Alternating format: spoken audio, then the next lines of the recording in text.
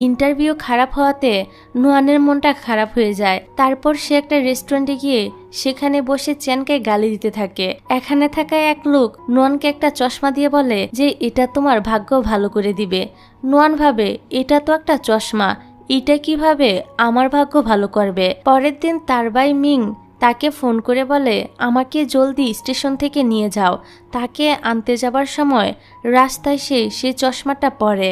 তারপর সে দেখতে পায় চারপাশের লোকজনের শরীর থেকে স্পার্কেল বের হচ্ছে। চশমার বক্সের ভিতর একটা নোট পায় যেটাতে লেখা ছিল যার কাছে তুমি গোল্ডেন স্পার্কেল দেখতে পাবে সে তোমার ভাগ্য ভালো করে দিবে। নোয়ান তো একথা বিশ্বাসই করে না, কিন্তু তারপর সে দুজন পিঙ্ক কালারের স্পার্কেল বের হওয়া ছেলে মেয়েকে কাপল হয়ে যেতে দেখে। ফলে তার তো এ কথা বিশ্বাস হয়ে যায়। এরপরেই সে রাস্তায় চ্যানকে দেখতে পায়। তার পিছু পিছু সে একটা হোটেলও ঢুকে পড়ে, কিন্তু স্টাফ তাকে আটকে দিয়ে বলে উপরটা শুধু ভিআইপিদের জন্য।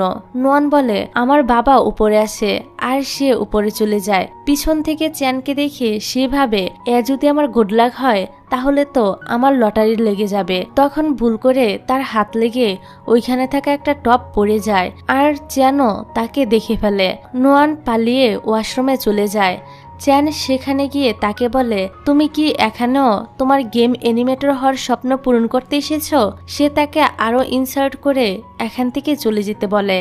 এবার নোয়ান তো তার ভাইকে ফোন দিয়ে বলে তুমি একা একাই চলে এসো, কারণ আমার এখন কাউকে শাস্তি দিতে হবে। তারপর সে যায় চ্যানের কাছে আর তাকে অনেকগুলো কথা শুনিয়ে তার গালে একটা নোট চিপকে দিয়ে চলে যায়। কিয়ান চ্যানকে বলে কোনো ব্যাপার না, সে তোমাকে স্পর্শ করেনি, শুধু তোমার গালে একটা নোট চিপকে দিয়েছে। কিন্তু চ্যান তাকেও তার থেকে দূরে থাকতে বলছিল। তারপর সে গালের নোটটা খুলে দেখে তাতে একটা কুকুরের মুখ আঁকা। তখন তো সে রাগে একদম চিৎকার করতে থাকে।